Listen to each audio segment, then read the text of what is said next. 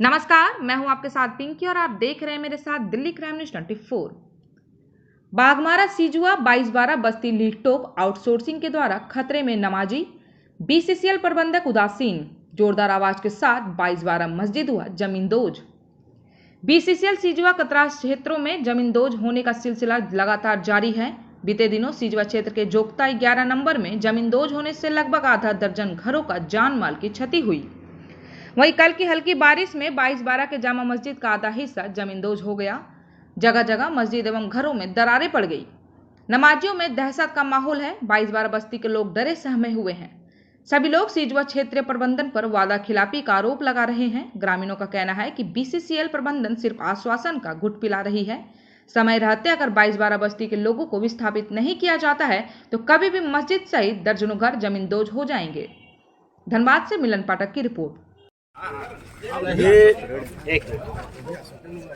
ये कुछ जानकारी हमको मिला बस्ती के लोगों के द्वारा कि जो ज़मीन यहाँ पर जो मस्जिद धंसा था पिछले साल दिसंबर के महीने में, वहीं पर फिर से ज़मीन धंसा है और काफ़ी कितना फीट नीचे धंस गया ज़मीन?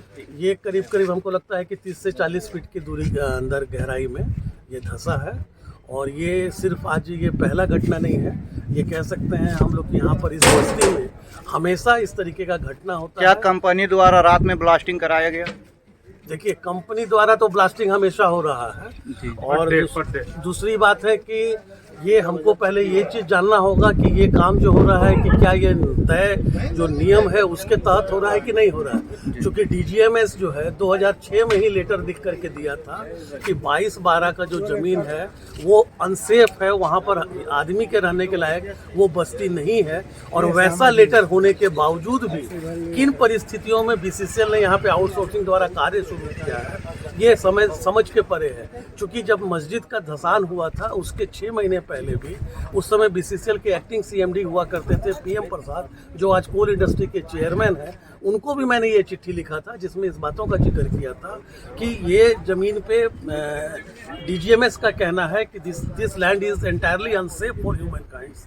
तो यहाँ पर अभी किसी भी तरीके का मशीन चलाना या वाइब्रेशन करना या ब्लास्टिंग करना अनसेफ है।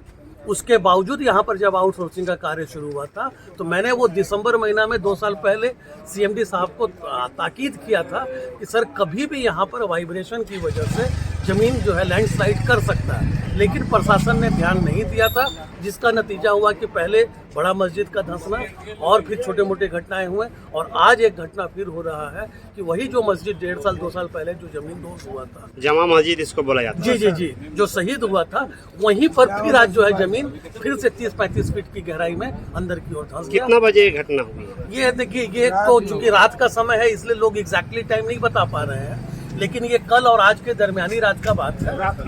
कुछ लोग कहते हैं रात में 10-11 बजे हुआ, कुछ लोग कहे कि 3-4 बजे हुआ। तो ये थोड़ा सा टाइमिंग तो चूंकि उस समय प्रबंधन की तरफ से कुछ पहल हुआ कि नहीं? अभी प्रबंधन की तरफ से जो उदासीन रवैया पहले था आज भी वही है, लेकिन प्रबंधन के द्वारा एक रिक्वेस्ट किया गया है कि बस्ती के लोगों के साथ में हम लोग एक बार प्रबंधन के साथ में एक फाइनल राउंड को मतलब निष्कर्ष के लिए हम लोग बैठने के लिए बुलाया गया है। अभी जा रहे हैं, देखते हैं क्या होता है। 22/12 बस्ती के लिए एक बार 1 महीना तक धरना प्रदर्शन चला था एरिया 5 के मुख्य द्वार पर। मैं आपका इन्फॉर्मेशन को करेक्ट कर दूं, वो 1 महीने का नहीं था, 136 दिनों का धरना था। 136 दिनों तक ये धरना हुआ था एरिया 5 के सामने में, गेट के सामने। उसमें बीसीसीएल के आला अधिकारी और इस क्षेत्र के जितने भी बड़े नेता थे जो पब्लिक रिप्रेजेंटेटिव हैं, उन लोगों के बीच एक एग्रीमेंट किया गया था और उसके बाद फिर उस धरना को ख़त्म किया गया था। लेकिन ये बीसीसीएल का जो ढुलमुल रवैया है, हर बार ये लोग कमिटमेंट करते हैं लेकिन धरातल पर कोई कार्य को नहीं करते हैं। लेकिन इस बार अब वैसा नहीं।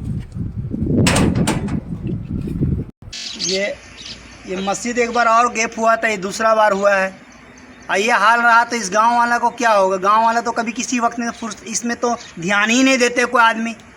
इसके बारे में किसी का फिक्र नहीं है, इसके बारे में किसी का फिक्र नहीं। पानी ऐसा रात भर हुआ है, उसके चलते इतना बड़ा गैपिंग हुआ है और हो सकता है कि अगला भी ले ले। इसके लिए हमारा जो है यहाँ का जो जितना भी ये है जो मैनुअल आदमी, इस पर कोई फिक्र नहीं करते हैं। अगर ये फिक्र नहीं करेगा